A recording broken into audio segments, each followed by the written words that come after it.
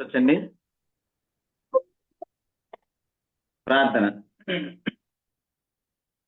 సర్వకృపానిధి, సర్వాధికారి, పరిశుద్ధుడ, పరమందాసనైనటువంటి మా కన్న తండ్రి, మీ పరిశుద్ధ మహోన్నత హెచ్చింపు గణనామనకే స్తుతులు స్తోత్రములు, ఘనత మహిమ ప్రభావం చెల్లించుకుంటున్నాం దేవా.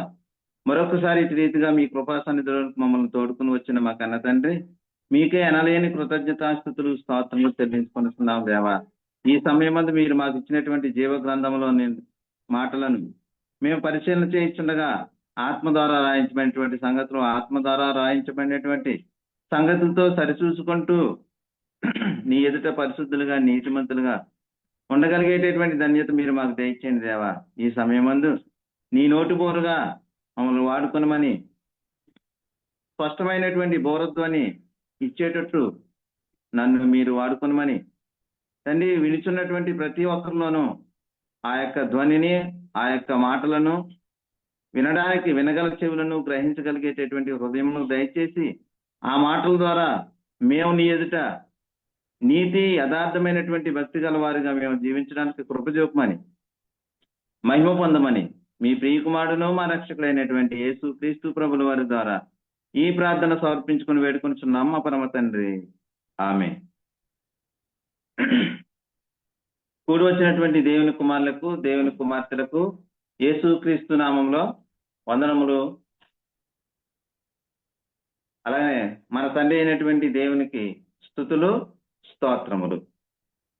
ప్రియులారా, మనం చెప్పుకోబోయేటటువంటి అంశం ఏమిటంటే, సువార్త ప్రకటించుచున్న వారిలోని లోపములు ఏవి? ప్రియులారా, సువార్త ప్రకటించుచున్న వారిలోని లోపములు ఏవి? ప్రియులారా, మనం ఆలోచన చేసినట్లయితే ఈ లోకంలో అనేకులు సువార్త ప్రకటించడానికి సిద్ధపడుతున్నారు ప్రియులారా. అయితే ఈ లోకంలో సువార్త ప్రకటించేటటువంటి బాధ్యత యేసుక్రీస్తు ప్రభు వారు అందరికీ ఇచ్చి ఉన్నారు. అయితే ప్రియులారా, యేసుక్రీస్తు ప్రభు వారు ఈ లోకంలో జీవించినటువంటి కాలంలో తన శిష్యులతో చెప్పినటువంటి మాట ఏమిటంటే, మీరు సర్వలోకమునకు వెళ్ళి సర్వసృష్టికి సువార్త ప్రకటించుడి అని చెప్పారు ప్రియులారా. అయితే మనము సువార్త ప్రకటించేటటువంటి బాధ్యతను మనము తీసుకున్నాం. అయితే మరి ఇక్కడ సాతాను ఏం చేస్తుందంటే, సువార్త ప్రకటించే వారిని భిన్నమైనటువంటి సువార్త తట్టు పయనింపజేసేటట్టు చేస్తుంది ప్రియులారా. ఈ రోజుల్లో మనం బోధకులుగా సిద్ధపడుతున్నాం.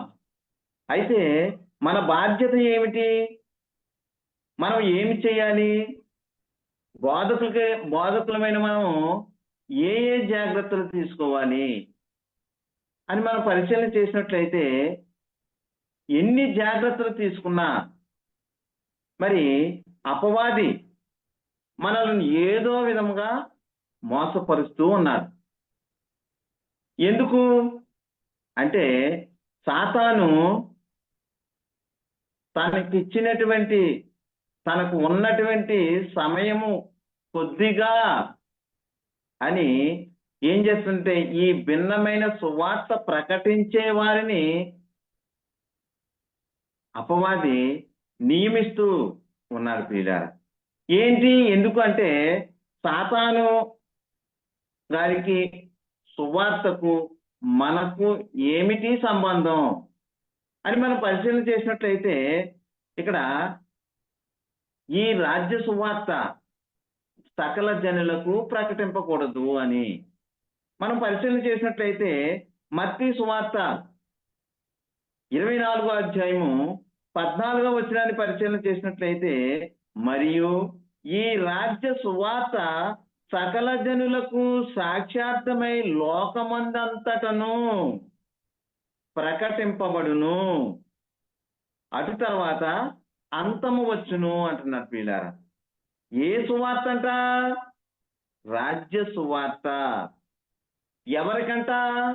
సకల జనులకు. ఏమవుతుందంట? సాక్ష్యార్థమై లోకమందంతటా, ఎక్కడ ప్రియులారా? లోకమందంతటా ప్రకటింపబడును, అప్పుడు అంతము వచ్చును అంటున్నారు ప్రియులారా. మరి ఈ అంతం వచ్చినట్లయితే అపవాదికి ఏం జరుగుతుంది అని మనం ఆలోచన చేసినట్లయితే, అపవాది వాని అనుచరులకు, వాని దూతలకు ఏం జరుగుతుందంటే నిత్య అగ్ని దండన. ఈ అంతం వచ్చినప్పుడు ఏం జరుగుతుందంట? సాతానుని నిత్యాగ్నిగుండంలో పడవేస్తాడట. అప్పుడు ఏం జరుగుతుందంటే భూమి మీద సాతానికి అధికారము ఇక ఉండదు. ఇక వాడు ఎక్కడ ఉంటాడంటే నిత్యాగ్నిగుండంలోనికి త్రోసివేయబడతాడు. ఆ త్రోసివేయబడేటటువంటి సమయము దగ్గర పడుతుంది కాబట్టి ఏం చేస్తున్నాడంటే కాలముని కొద్దిగా వెసులుబాటు చేసుకోవడానికి, ఆ కాలాన్ని ఇంకా పెంచుకోవడానికి ఏం చేస్తున్నాడంటే ఈ లోకములో భిన్నమైన సువార్త ప్రకటించే వారిని అపవాది నియమిస్తూ ఉన్నట్లు మనము చూస్తున్నాం ప్రియులారా. ఏమిటి, ఏ విధంగా జరుగుతుంది అని మనం పరిశీలన చేసినట్లయితే కొరింథీయులకు రాసినటువంటి 2వ పత్రిక 11వ అధ్యాయము 13, 14, 15 వచనాలు చూసుకున్నట్లయితే అక్కడ మనకి కనబడుతుంది. ఏలయనగా అట్టివారు క్రీస్తు యొక్క అపోస్తుల వేషము ధరించుకొని వారై ఉండి దొంగ అపోస్తులను మోసగాంటకు పనివారినై ఉన్నారు అని చెప్తున్నారు ప్రియులారా. ఎవరట? అట్టివారు క్రీస్తు యొక్క అపోస్తుల వేషము ధరించుకుంటున్నారంట. ఎవరి వేషము? క్రీస్తు యొక్క అపోస్తుల వేషము ధరించుకుని సంఘంలోనికి చొరబడుతున్నారు ప్రియులారా.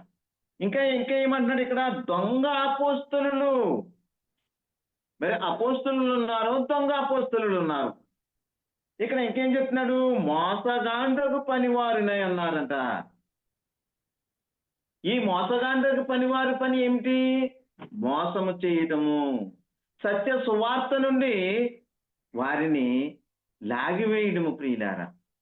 సత్య సువార్త ప్రకటింపబడకుండా ఈ మోసగాండ్రకు పనివారి చేత దానిని కరిపి చెరిపేటటువంటి పరిస్థితి జరుగుతుంది ప్రియులారా. మరి ఇక్కడ చెప్తున్నాడు 14వ, ఇది ఆశ్చర్యము కాదు, సాతాను తానే వెలుగుదూత వేషము ధరించుకొనిచున్నాడు. ఎవరట? సాతాను తానే వెలుగుదూత వేషము ధరించుకుంటున్నాడంట. గనుక 15వ వచనం, వాని పరిచారకులు నీతి పరిచారకుల వేషము ధరించుకొనుట గొప్ప సంగతి కాదు. నీతి పరిచారకులు ఉన్నారు ప్రియులారా. ఆ నీతి పరిచారకులకు తగ్గట్టుగా వీళ్ళు ఏం చేస్తున్నారంటే వేషము ధరించుకుంటున్నారు ప్రియులారా. ఈ వేషము ధరించుకొని వారు ఏం చేస్తున్నారట? ప్రకటన జరిగిస్తున్నారు. ఈ విషయాన్ని మనం చాలా జాగ్రత్త కలిగి ఉండాలి ప్రియులారా. ఎందుకంటే అపవాది సంఘంలో ప్రవేశించేశాడు. ఎలా అంటే అపోస్తుల కాలంలో దొంగ అపోస్తులు గాను, ప్రవక్తల కాలంలో దొంగ ప్రవక్తలు గాను, పరిచారకుల కాలంలో మరి వీళ్ళు మోసగాండ్రకు పనివారు గాను అపవాది ధరింపజేసింది, అపవాది నియమింపజేసింది, అపవాది ప్రకటింపచేస్తున్నాడు ప్రియులారా. అయితే ఇక్కడ మనం పరిశీలన చేసినట్లయితే ఆ నియమించే విధానంలో అపవాది వారిని నియమించే విధానంలో ఏం చేస్తుంది ప్రియులారా? ఒకవేళ మనలను కూడా వాడుకుంటున్నాడేమో, మన ద్వారా భిన్నమైన సువార్తను ప్రకటింప చేస్తున్నాడేమో, మనలను దేవునికి వ్యతిరేకులుగా,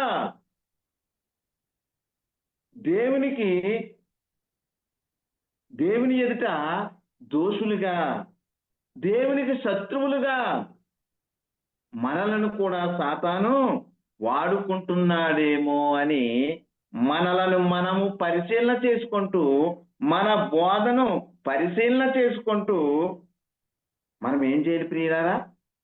ప్రకటన జరిగించాలి అని పౌలు గారు చెప్తున్నారు ప్రియులారా. అయితే ఇక్కడ మనం పరిశీలన చేసినట్లయితే యోహాను రాసినటువంటి మొదటి పత్రిక 2వ అధ్యాయము 18వ వచనంలో చూసినట్లయితే అక్కడ చిన్న పిల్లలారా అంటున్నారు ప్రియులారా. ఏమంటున్నారు? చిన్న పిల్లలారా, ఇది కడవరి గడియ, క్రీస్తు విరోధి వచ్చినని వింటివి కదా. ఇప్పుడు అనేకులైన క్రీస్తు విరోధులు బయలుదేరి ఉన్నారు అంటున్నాడు. ఇది కడవరి గడియ అని దీని చేత తెలుసుకొనిచున్నాము.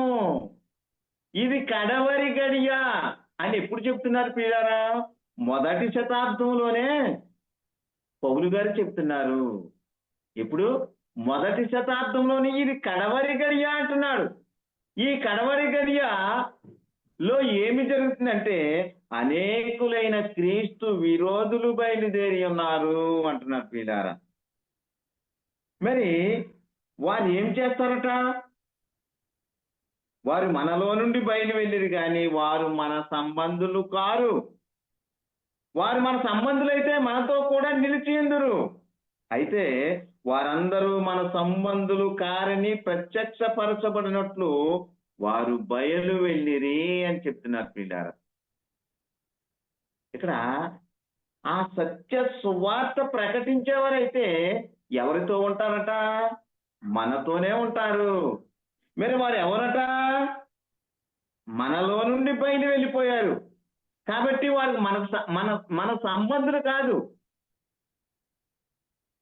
సత్య సువార్తకు సంబంధించిన వాళ్ళు కాదు, వారు నీతి పరిచారకులు కాదు. వారు ఎవరట? మోసగాండ్రకు పనివారు. ఇంకేం చెప్తున్నాడు? అపోస్తుల క్రీస్తు యొక్క అపోస్తుల వేషము ధరించుకున్నవారు. ఇంకేం చెప్తున్నాడు? నీతి పరిచారకుల వేషము ధరించుకుని ఉన్నారంట ప్రియులారా. మరి ఎందుకు ఇలా జరుగుతుంది? మరి వీళ్ళు ఎక్కడి నుండి బయలు వెళ్తున్నారు అని మనం పరిశీలన చేసినట్లయితే సంఘములో నుండి బయలు వెళుతున్నారు అని పౌలు గారు చెప్తున్నారు ప్రియులారా. ఇక్కడ మనం పరిశీలన చేసినట్లయితే పౌలు గారు అంటూ అపోస్తుల కార్యము 20వ అధ్యాయము 29, 30 వచనాలు చూసినట్లయితే, నేను వెళ్ళిపోయిన తర్వాత ఘోరమైన తోడేళ్లు మీలో ప్రవేశించినని నాకు తెలియను. వారు మందను కనికరింపరు మరియు శిష్యులను తమ వెంట ఈడ్చుకొని పోవాలని వంకర మాటలు పలుకు మనుషులు మీలోనే బయలుదేరుదురు అని చెప్తున్నారు ప్రియులారా. ఈ సంఘములో కలతలు రేపడానికి, ఈ సంఘములో సువార్తను కలిపి చెరపడానికి ఎవరంట? మీలోనే బయలుదేరుదురు. వారు ఎవరట? వంకర మాటలు పలికేవారట. ఎవరంట ప్రియులారా? వంకర మాటలు పలికేవారట. మరి ఇక్కడ మనం పరిశీలన చేసినట్లయితే మీలో నుండే బయలు వెలుదురు అని చెప్తున్నారు ప్రియులారా. మరి యేసుక్రీస్తు ప్రభు వారు ఈ లోకంలో జీవించినటువంటి కాలంలో 12 మంది అపోస్తులను ఏర్పరచుకున్నారు ప్రియులారా. ఆ ఏర్పరచుకున్న వారిలో నుండి మరి క్రీస్తును అప్పగించింది ఎవరంటే ఆ 12 మందిలో ఒకడైనటువంటి ఇస్కరియోతు యూదా ప్రభువును అప్పగించారు ప్రియులారా. మరి మీలో నుండే నేను 12 మందిని నియమించుకున్నాను, మీలో ఒకడు అపవాది అని యేసుక్రీస్తు ప్రభు వారు చెబుతున్నారు ప్రియులారా. ఆ విధంగా సంఘములో ప్రవేశిస్తున్నారు, సంఘమును కలవరపరుస్తున్నారు. ఇంకా ఏం చెప్తుందంటే వారు క్రూరమైన తోడేళ్ళు అని చెప్తున్నారు ప్రియులారా. వారిలో ఎంత మాత్రము సాధుత్వము లేదు, ఎంత మాత్రము సాత్వికము లేదు. వారు ఎలాంటి వారట? క్రూరమైన తోడేళ్ళు వంటి స్వభావము కలిగినటువంటి వారుగా ఉన్నారు ప్రియులారా. ఎవరంటే దొంగ అపోస్తులు, మోసగాండైన పనివారు, నీతి పరిచారకులు వేషము ధరించుకున్నవారు. మరి అది మనం గుర్తించాలా, అది మనం గుర్తెరగాలని అపోస్తులైనటువంటి పౌలు గారు చెప్తున్నారు ప్రియులారా.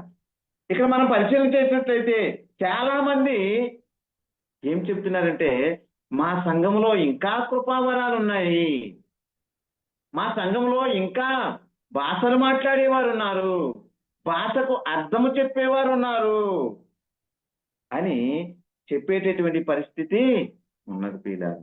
మరి ఇప్పుడు ఉన్నదా ఆ స్థితి? అంటే ఇప్పుడు వరములు లేవు ప్రియులారా.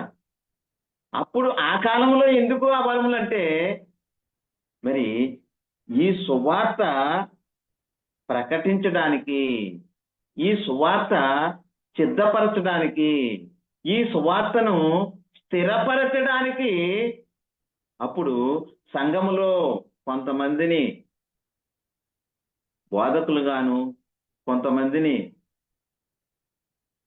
మరి భాషలు మాట్లాడేవారు గాను, కొంతమందిని భాషలకు అర్థాలు చెప్పేవారు గాను నిర్ణయించి మరి వారికి వరములను ప్రసాదించి ఆ వరముల ద్వారా దేవుని అంతరంగములో ఉన్నటువంటి తన సంకల్పాన్ని, తన చిత్తాన్ని ఈ లోకానికి ప్రకటించి సిద్ధపరిచి స్థిరపరిచినట్లు మనము చూస్తున్నాం ప్రియులారా. మరి ఇప్పుడు ఎందుకు ఈ ప్రవచనాలు, ఇప్పుడు ఎందుకు ఆ భాషలు అని పరిశీలన చేసినట్లయితే ఇదంతా ఏమి జరుగుతుందంటే అపవాది కల్పించేటటువంటి అలజడులు, అపవాది కల్పించేటటువంటి మరి కలవరముగా మనము చూస్తున్నాం ప్రియులారా. అయితే ఇక్కడ మనం పరిశీలన చేసినట్లయితే యోధా రాసినటువంటి పత్రిక మొదటి అధ్యాయము 3వ వచనంలో చూసినట్లయితే, ప్రియులారా మనకందరికీ కలిగడి రక్షణను గూర్చి మీకు రాయవలెనని విశేషాసక్తి గలవాడనై ప్రయత్నపడుచుండగా పరిశుద్ధులకు ఒక్కసారే అప్పగింపబడిన బోధ నిమిత్తము మీరు పోరాడవలని మిమ్మల్ని వేడుకొనుచు మీకు రాయిచున్నాను అంటున్నారు ప్రియులారా. దేని నిమిత్తము పోరాడాలట? పరిశుద్ధులకు ఒక్కసారే అప్పగింపబడిందట ప్రియులారా. ఒకరికి ఒకలాగా, ఇంకొకరికి ఇంకొకలాగా. ఇది వాళ్ళ ఇష్టానుసారంగా మాట్లాడినటువంటిది, వాళ్ళ ఇష్టానుసారంగా బోధించినటువంటిది కాదు ప్రియులారా. ఒక్కసారే అప్పగింపబడినటువంటి బోధ, ఆ బోధ నిమిత్తమే మీరు పోరాడాలి. మీ ఇష్టానుసారంగా, మీ ఆలోచనకు తగ్గట్లుగా, సంఘానికి తగ్గట్లుగా, సంఘాన్ని మభ్యపెట్టే విధంగా మీ ఇష్టానుసారంగా మాట్లాడడానికి కుదరదు అంటున్నారు. ఏంటిది అంటే అపోస్తలులు, ప్రవక్తలు వేసిన పునాది మీద కట్టబడాలి ప్రియులారా. వేయబడినది తప్ప వేరొక పునాది వేయకూడదు ప్రియులారా. ఆ పునాది ఎవరట? ఆ పునాది క్రీస్తే అంటున్నాడు ప్రియులారా.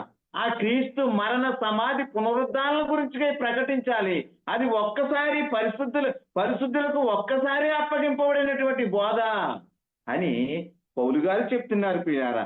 మరి దానిలో ఏమైనా కలిపినా, మరి దానిలో నుండి ఏమైనా తీసివేసినా మరి వాడు నిత్య జీవానికి అపాత్రుడైపోతాడు ప్రియులారా. నిత్య నరకానికి ఆహుతి అయిపోయేటటువంటి పరిస్థితి ప్రియులారా. మరి అది గుర్తెరగాలి కదా ప్రియులారా, బోధించేటటువంటి బోధకులుగా ఉన్నటువంటి వారు. మరి ఇక్కడ మనం పరిశీలన చేసినట్లయితే తిమోతికి రాసినటువంటి మొదటి పత్రిక 14వ అధ్యాయం 16వ వచనంలో చూసినట్లయితే, నిన్ను గూర్చియు నీ బోధను గూర్చియు జాగ్రత్త కలిగి ఉండుము. పౌలు గారు చెప్తున్నారు ప్రియులారా తిమోతికి, నిన్ను గూర్చి, నీ బోధన గూర్చి జాగ్రత్త కలిగి ఉండుము, వీటిలో నిలకడగా ఉండుము. నీవిలాగు చేసి నిన్నును నీ బోధ వినువారిని రక్షించుకొందువు అంటున్నారు ప్రియులారా.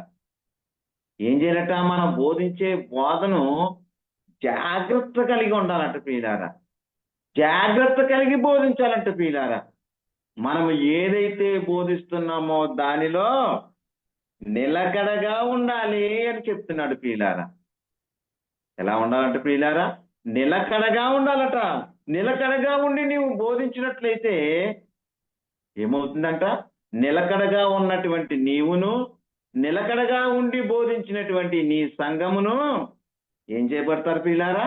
రక్షించుకొందువు అంటున్నాడు ప్రియులారా. మరి వాళ్ళు ఎదుటిగా ఉన్నప్పుడు ఒక ప్రవర్తన, వారు మన ఎదుట లేనప్పుడు వేరొక ప్రవర్తన కలిగి ఉన్నట్లయితే వారు మనకు మంచి ఫలములు ఇయ్యగలరా ప్రియులారా? లేదే. అందుకని ఇక్కడ మనం ఏం చేయవాలి అని పౌలు గారికి తిమోతి చెప్తున్నాడంటే, నీ బోధన గూర్చి నీవు జాగ్రత్త కలిగి ఉండుము, నీవు నిలకడ కలిగి ఉండు వీటిలో అని ఎంత స్పష్టంగా చెప్తున్నారు ప్రియులారా. మరి సాతాను మనలను వాడేసుకుంటూ ఉన్నాడు, అసత్యాన్ని మనలో ప్రకటింప చేయించి దేవునికి శత్రువుగా మనలను నిలబెడుతున్నాడు ప్రియులారా. అందుకనే పౌలు గారు తిమోతితో ఇలాగంటున్నాడు, పరిశుద్ధులకు ఒక్కసారి అప్పగింపటి బోధ నిమిత్తము నీవు పోరాడాలి. ఇంకా చెప్తున్నాడు ప్రియులారా. మనం ఇక్కడ పరిశీలన చేసినట్లయితే యోధాకు రాసినటువంటి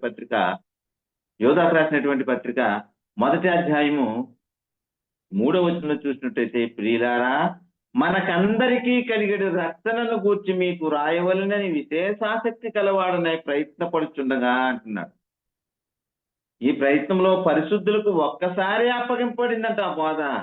ఆ బోధ నిమిత్తము మనము పోరాడాలి అని చెప్తున్నాడు ప్రియులారా. అంతేకాకుండా 4వ వచనంలో చూసినట్లయితే ఇక్కడ చెప్తున్నారు ప్రియులారా పౌలు గారు, ఎలగనగా కొందరు రహస్యముగా దొరబడి ఉన్నారు, వారు భక్తిహీనులై మన దేవుని కృపను ఏం చేస్తున్నారా ప్రియులారా?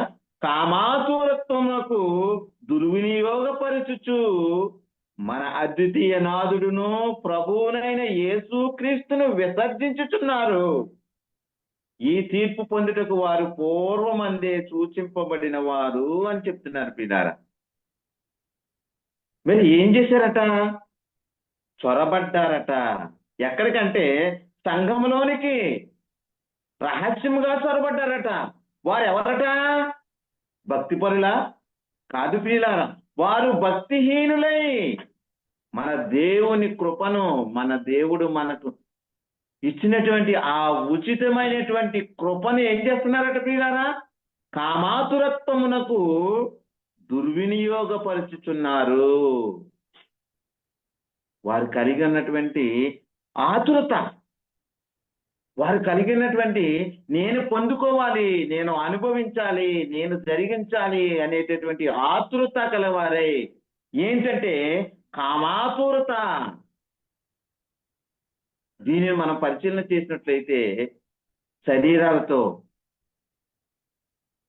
మరి నేను ఈ చేతులతో ఈ కార్యము జరిగించాలి, నేను పలానా చోటుకి వెళ్ళి ఆ కార్యము జరిగించాలి అనేది ఒక ఆలోచన, అదే కోరిక, అదే ఆలోచన కలిగి కామాతురతకు దుర్వినియోగపరుచుతున్నారట ప్రియులారా. మరి ఆ దుర్వినియోగపరిచేవారు ఎవరంటే సువార్తను కలిపి చెరిపెటి వారు అని పౌలు గారు చెప్తున్నారు ప్రియులారా. వీరు ఏం చేస్తున్నారట? అద్వితీయ నాథుడును మన ప్రభువునైన యేసుక్రీస్తును విసర్జిస్తున్నారట ప్రియులారా. మరి ఆ యేసుక్రీస్తులో ఏమున్నది మనకి అంటే నిత్య జీవం ఉన్నది. ఆ నిత్య జీవాన్ని విసర్జిస్తే వీళ్ళు ఏమైపోతారు? సంఘం ఏమైపోతుంది అంటే నిత్య నరకానికి, నిత్య అగ్ని దండనకు ఆహుతైపోయేటటువంటి పరిస్థితి ప్రియులారా. మరి వారిని ఆ విధంగా మలచాలి అని అపవాది సంఘములో మరి వీరిని నియమిస్తూ ఉన్నది ప్రియులారా. ఆ భిన్నమైన సువార్త ప్రకటించే వారిని నియమిస్తుంది ప్రియులారా. మనం పరిశీలన చేసినట్లయితే అపోస్తుల కార్యము 20:29-30 వచనంలో మనం ఇందాక చూసుకున్నట్లు, నేను వెళ్ళిపోయిన తర్వాత క్రూరమైన త్రోడేలు మీలో ప్రవేశించినని నాకు తెలియను, వారు మందను కనికరింపరు. వారెవరట? మరియు శిష్యులను తన ఎంట ఈడ్చుకొని పోవాలని వంకర మాటలు పలుకులు వారు మీలోనే బయలుదేరుతున్నారు అని చెప్తున్నారు ప్రియులారా. వారు ఏమి చెబుతారంట? వీరు అపోస్తులు ప్రవక్తలు వేసిన పునాది చెబుతారా అంటే అది చెప్పరు ప్రియులారా. వీరు రహస్యంగా బోధించేవారు, భిన్నమైన సువార్త, అసత్యమైనటువంటి సువార్త. ఎందుకంటే వారు మనవారు కాదు ప్రియులారా, వీరు సాతాను అనుచరులు, సాతాను పరిచారకులు అని మనం చూస్తున్నాం ప్రియులారా. మరి ఇక్కడ చూసినట్టయితే కొరింథీయులకు రాసినటువంటి 2వ పత్రిక 11వ అధ్యాయము 4వ వచనంలో చూసినట్టయితే, యాలయనగా వచ్చిన వాడెవడైనను అని చెప్తున్నాడు ప్రియులారా.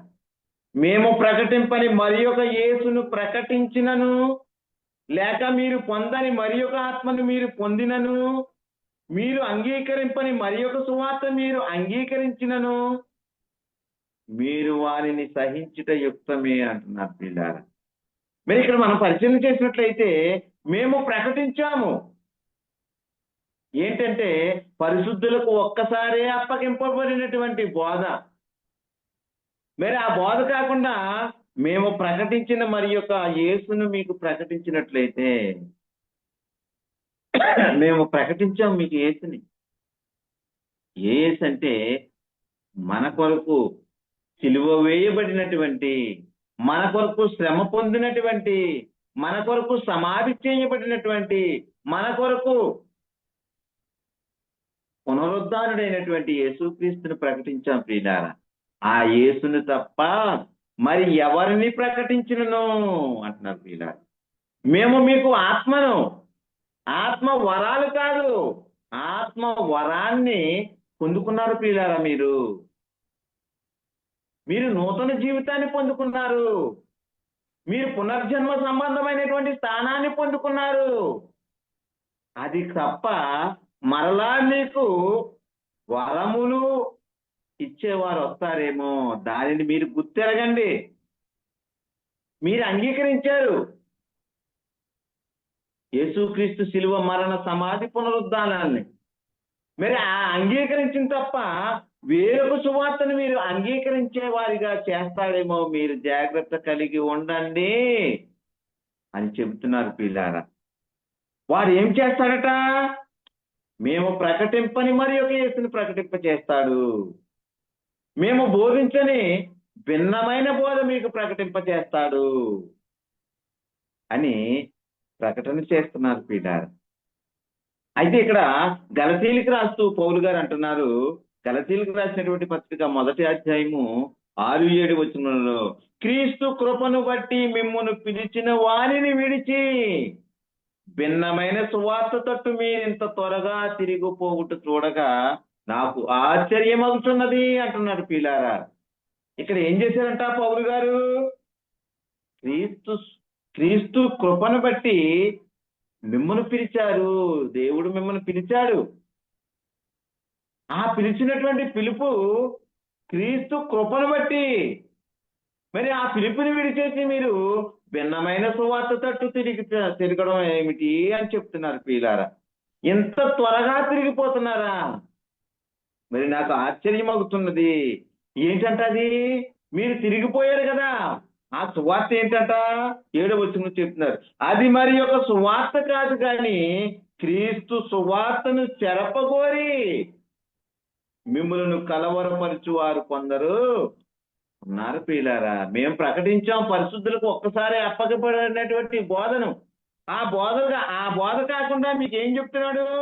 మరి ఒక సువార్త కాదు కానీ క్రీస్తు సువార్తను చెరపగోరి మిమ్మల్ని కలవరపరుస్తున్నారు ప్రియులారా. మరి అప్పటికే ఆ మొదటి శతాబ్దంలోనే మరి సత్య సువార్త, అసత్య సువార్త ప్రకటింపబడుతుంది. మరి అలాగే సువార్త ప్రకటింపబడుతుంది, భిన్నమైన సువార్త ప్రకటింపబడేటటువంటి వారిని సాతానుగాడు నియమిస్తూ ఉన్నాడు ప్రియులారా. మరి అది పరిశీలన చేసినటువంటి పౌలు గారు గలతీయులకు రాస్తున్నారు ప్రియులారా. అది మరి ఒక సువార్త కాదు కానీ క్రీస్తు సువార్తను చెరుపగోరి మిమ్మల్ని కలవరపరుస్తున్నారు ప్రియులారా. మరి అది మీరు గుర్తెరగండి అని చెబుతూ ఇక్కడ చెప్తున్నాను. మరలా గలతీయులకు రాసినటువంటి పత్రిక 1వ అధ్యాయం 8-9 వచనాల్లో, మేము మీకు ప్రకటించిన సువార్త గాక మరి ఒక సువార్తను ఏమంటున్నారు? మేము మీకు ప్రకటించిన సువార్త కాక మరి ఒక సువార్తను మేమైనను పరలోకం నుండి వచ్చిన ఏరొక దూత అయినను మీకు ప్రకటించిన ఎడల అతడు శాపగ్రస్తుడవును గాక అంటూ చెప్తున్నాడు ప్రియులారా. మేము మీకు ప్రకటించాము పరిశుద్ధులకు ఒక్కసారి అప్పగింపబడినటువంటి బోధ. మరి మేము మరలా వచ్చి అది సువార్త కాదు, మేము వేరొక సువార్త, అది అది సువార్త కాదని మేము ప్రకటించినా సరే అది ఏంటంట? శాపగ్రస్తుడైపోతాడట. మేము ప్రకటించాము పరిశుద్ధులకు ఒక్కసారి అప్పగింపబడినటువంటి బోధ, ఆ బోధను మార్చి ఒక దూత మీకు చెప్పినా సరే ఆ దూత కూడా శాపగ్రస్తుడైపోతాడు అని చెప్తున్నారు ప్రియులారా. మేము ఇదివరకు చెప్పిన ప్రకారమే ఇప్పుడును మరలా చెప్తున్నాము. ఇదివరకు ప్రకటించాం పరిశుద్ధులకు ఒక్కసారి అప్పగింపబడినటువంటి బోధ, ఆ బోధనే మరలా చెబుతున్నాము. ఆ సిలువ వేయబడినటువంటి క్రీస్తు సిలువ మరణ సమాధి పునరుద్ధాన గురించి ప్రకటిస్తున్నాము. దానిలోనే నిత్య జీవం ఉన్నది, దానిలోనే పరలోక ప్రవేశం ఉన్నది అని చెబుతుంటే మరి ఇక్కడ ఏమంటున్నారు ప్రియులారా? మేము ఇదివరకు చెప్పాము మరలా చెబుతున్నాము, మీరు అంగీకరించిన సువార్త కాక మరి ఒకటి ఎవడైనను మీకు ప్రకటించిన ఎడల వాడు శాపగ్రస్తుడైపోతాడు అని చెప్తున్నారు ప్రియులారా. మరి ఇక్కడ మనం పరిశీలన చేసినట్లయితే పౌలు గారు గలతీ సంఘంలో ఒక మాట చెప్తున్నారు ప్రియులారా. ఒక మాట రాస్తూ అంటున్నారు. గలతీలకు రాసినటువంటి పత్రిక 4వ అధ్యాయము 19వ వచనంలో చూసినట్టయితే, నా పిల్లలారా, క్రీస్తు స్వరూపము మీ యందు ఏర్పడు వరకు మీ విషయమే నాకు మరలా ప్రసవ వేదన కలుగుతున్నది అంటున్నారు ప్రియులారా. ప్రకటించాడు పౌలు గారు సంఘానికి. మరి మరలా సువార్త నిమిత్తము వేరే చోటుకు వెళ్ళి వచ్చేటప్పటికి వీళ్ళు ఏమైపోయారు ప్రియులారా? భిన్నమైన సువార్త తట్టు తిరిగిపోయారు, కలవరపరిచే సువార్తను అంగీకరించే స్థితిలోనికి వెళ్ళిపోయారు. మరి ఇక్కడ వారిని బట్టి ఇక్కడ ఏమంటున్నాడంటే, నా పిల్లలారా, క్రీస్తు స్వరూపము మీ యందు ఏర్పడు వరకు నేను క్రీస్తులోని మిమ్మల్ని దాచాను, క్రీస్తులో మిమ్మలను ఏర్పాటు చేశాను. ఆ స్వరూపాన్ని మీరు మార్చేసుకున్నందుకు మీరు మిమ్మల్ని మరలా క్రీస్తు స్వరూపము మీ యందు ఏర్పడే వరకు నాకు ఏం కలుగుతుందంట? ప్రసవ వేదన కలుగుతున్నది.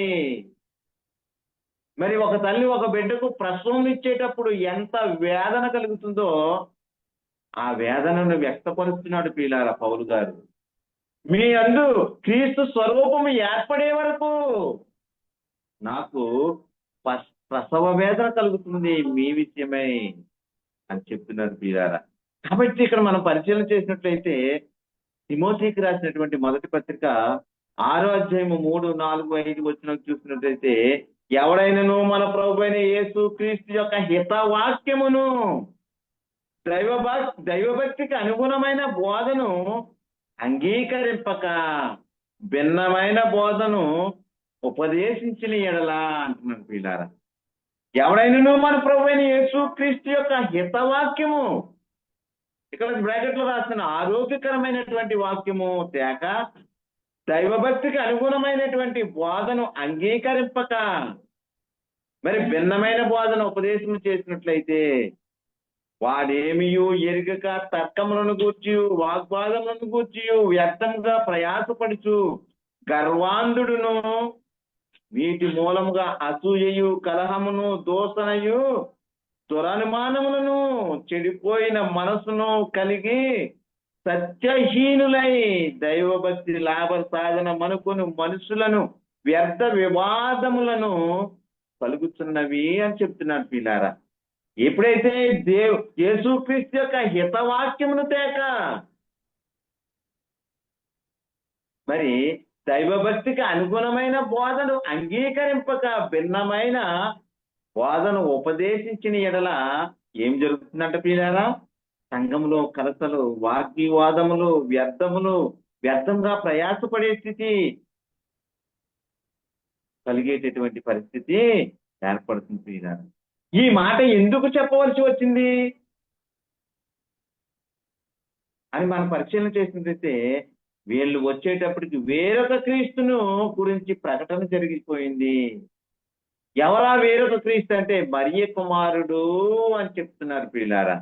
యోసేపు కుమారుడు యేసు క్రీస్తు అని చెప్తున్నారు ప్రియులారా. బాలుడైన యేసు క్రీస్తు అని చెప్తున్నారు ప్రియులారా. మరి ఇది నిజమా అంటే ఎవరట అయినా దేవుని కుమారుడు, దేవుని చేత పంపబడినటువంటి వాడు, వాక్యమైనటువంటి ఆ వాక్యము శరీరము ధరించుకొని ఈ లోకానికి వచ్చినటువంటి యేసుక్రీస్తు అని అపోస్తులు ప్రకటన చేస్తుంటే మరి ఇక్కడ మరియ కుమారుడని ప్రకటనలు జరుగుతున్నాయి పిల్లారా, యోసేపు కుమారుడని ప్రకటనలు జరుగుతున్నాయి పిల్లారా. మరి వచ్చే నెలలో జరుగుతుంది యేసుక్రీస్తు, క్రీస్తు నేడు పుట్టెను అని చెప్తున్నారు పిల్లారా. క్రీస్తు నేడు పుట్టాడా? మరి ఈ జగత్తు పునాది వేయబడక మునిపే పుట్టాడా? మరి ఏది సువార్త? మరి మరి అది గమనించాలి ప్రియులారా, గుర్తెరగాలి ప్రియులారా. కలవరపరిచేటటువంటి వాక్యాలు. యేసు దేవుని కుమారుడా? మరి యేసును మరియ కన్నదా? యోసేపు కుమారుడా యేసుక్రీస్తు ప్రభువారు? మరి జగత్తు పునాది వేయబడక మునిపే దేవుని చేత నిర్ణయింపబడిన వాడా? దేవుని చేత అభిషేకం పొందినవాడా? దేవుని చేత నియమింపబడిన వాడా అని గుర్తెరగవలసినటువంటి పరిస్థితి మనకు ఉన్నది ప్రియులారా. అందుకనే ఇక్కడ చెప్తున్నాడు యోహాను రాసినటువంటి మొదటి పత్రిక 2వ అధ్యాయం 22వ వచనంలో చూసినట్టయితే, యేసు క్రీస్తు కాడని చెప్పువాడు తప్ప ఎవడు అబద్ధికుడు, తండ్రిని కుమారుని ఒప్పుకొనని వీడే క్రీస్తు విరోధి. ఎవరట? ఎవడు అబద్ధికుడట? ఎవడు క్రీస్తుకు విరోధి అంటే యేసు క్రీస్తు కాడని చెప్పువాడు తప్ప. యేసు ఎవరట? రక్షకుడు. క్రీస్తు ఎవరట? అభిషిక్తుడు. మరి మనలను పాపము నుండి రక్షించడానికి ఈ లోకానికి దేవుని చేత అభిషేకము పొంది ఈ లోకానికి వచ్చినటువంటి యేసు క్రీస్తు కాడని చెప్పువాడు తప్ప ఎవడు అబద్ధికుడు అని చెప్తున్నాడు ప్రియులారా. మరి ఆ క్రీస్తుని తండ్రి పంపాడని, ఆ తండ్రి కన్నటువంటి కుమారుడు యేసుక్రీస్తుని, తండ్రిని కుమారుని ఒప్పుకొనని వీడే క్రీస్తు విరోధి. మరి క్రీస్తు విరోధిగా ఉన్నావా? మరి అబద్ధికుడిగా ఉన్నావా? ఇది గుర్తెరగాలి ప్రియులారా. మరి ఇక్కడ మనం పరిశీలన చేసినట్లయితే అపోస్తుల కార్యము 9వ అధ్యాయం 22వ వచనంలో చూసినట్లయితే, అయితే పౌలు మరి ఎక్కువగా బలపడి ఈయనే క్రీస్తు అని రుజువుపరచుచు దమస్కులో కాపురమున్న యూదులను కలవరపరిచెను అంటున్నాడు ప్రియులారా. మరి యేసుక్రీస్తు ప్రత్యక్షమైనప్పుడు పౌలు గారితో మాట్లాడారు యేసుక్రీస్తు ప్రభువారు. నిన్ను నేను వాడుకుంటాను అని చెప్పినప్పుడు మరి అక్కడ పౌలు గారు అంధుడై ఉన్నప్పుడు పౌలు గారి దగ్గరికి అననీయాని పంపినప్పుడు అననీయ ద్వారా బాప్తిసం పొందుకొని నీ పాపములు కడిగి వేసుకొనమని చెప్పినప్పుడు బాప్తిసం పొందుకున్న వెంటనే మరి పౌలు గారు చేసినటువంటి పని ఏంటంటే ఈయనే క్రీస్తు అని రుజువుపరిచారట ప్రియులారా. ఈయనే అభిషిక్తుడు, ఈయనే దేవుని చేత అభిషేకము పొంది ఈ లోకానికి పంపబడినటువంటి వాడని రుజువు చూపిస్తూ దమస్కులో కాపురం ఉన్న వారికి ప్రకటన చేస్తుంటే వారు ఏమనుకుంటున్నారు ప్రియులారా? ఇదిగో ఇప్పటి వరకు మనల్ని కలవరపరిచాడే, క్రీస్తుని క్రైస్తవులుగా ఉన్నటువంటి వారిని హింసించినటువంటి పౌలు ఈయనేనా అని కలవరపడ్డారు ప్రియులారా. మరి దానిని రుజువుపరుస్తూ నేను మార్పు చెందాను, నేను మారాను, నేను క్రీస్తుని ప్రకటిస్తూ ఉన్నాను అని చెబుతూ రుజువుపరుస్తున్నాడు ప్రియులారా. మరి ఇక్కడ మనం పరిశీలన చేసినట్లయితే యోహాను రాసినటువంటి మొదటి పత్రిక 2వ అధ్యాయం 23వ వచనం చూసినట్లయితే, కుమారుని ఒప్పుకొనని ప్రతి వాడును తండ్రిని అంగీకరించువాడు కాదు. కుమారుని ఒప్పుకొనని ప్రతి వాడును తండ్రిని అంగీకరింపునివాడు కాదు. కుమారుని ఒప్పుకొని వాడు తండ్రిని అంగీకరించువాడు. ఎవరైతే కుమారుని ఒప్పుకుంటాడో వాడు ఎవరిని ఒప్పుకుంటాడంట? తండ్రిని అంగీకరిస్తాడు.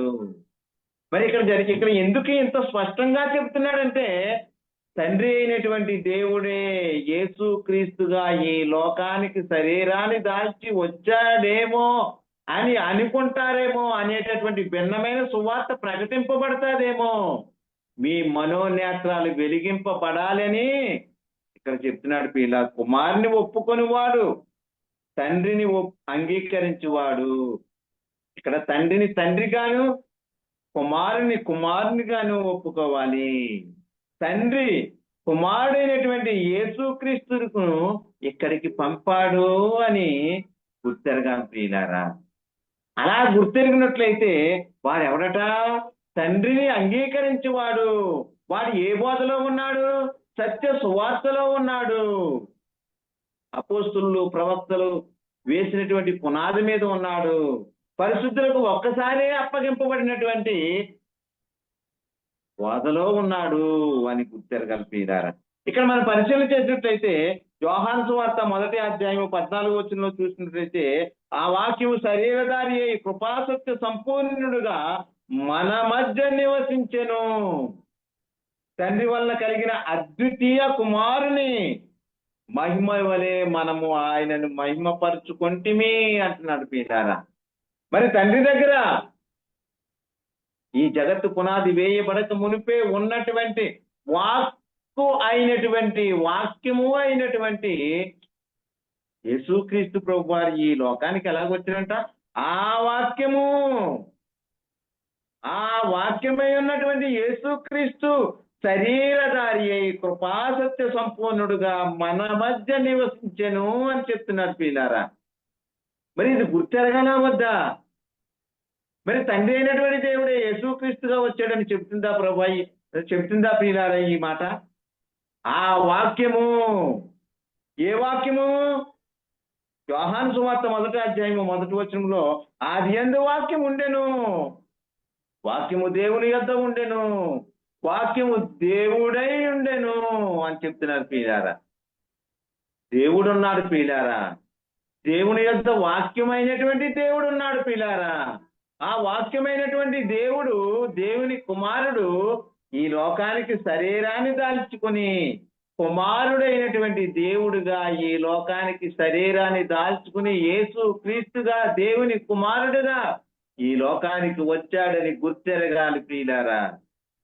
అది గుర్తెరిగినట్లయితే అది నీకు నిత్య జీవాన్ని ఇస్తుంది.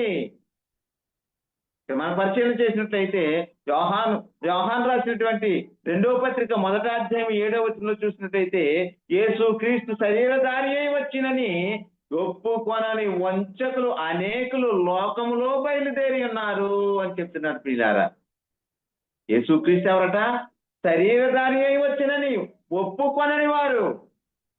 ఈ ఒప్పుకొనని వారు ఎవరట? వంచకులు. ఎవరట?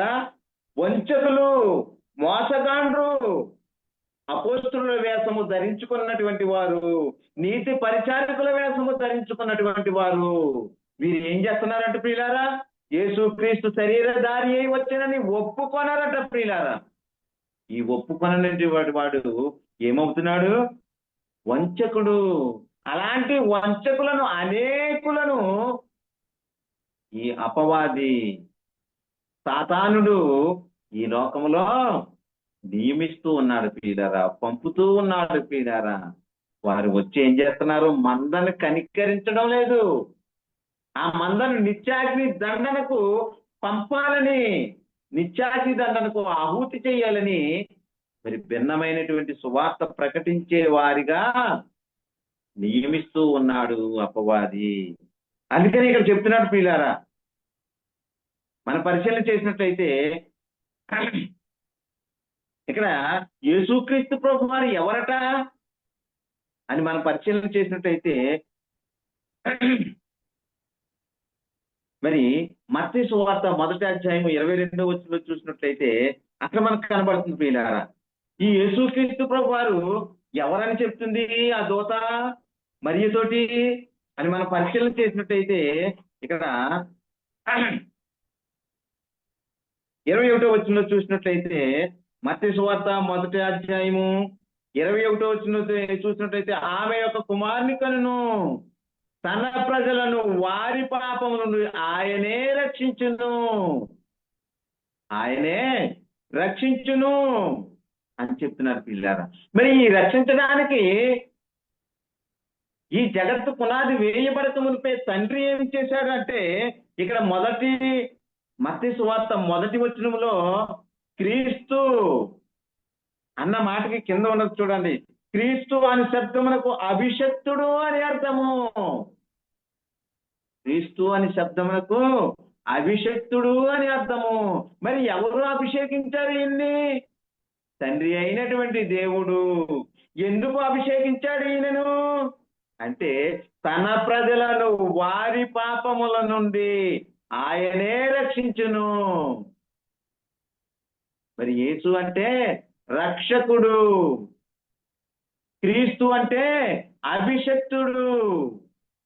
మరి తన ప్రజలను వారి పాపము నుండి విడిపించడానికి, రక్షించడానికి తండ్రి చేత అభిషేకము చేసి రక్షకుడుగా ఈ లోకానికి పంపబడినటువంటి ఆయనే యేసు క్రీస్తుగా మనము గుర్తించాలి ప్రియులారా.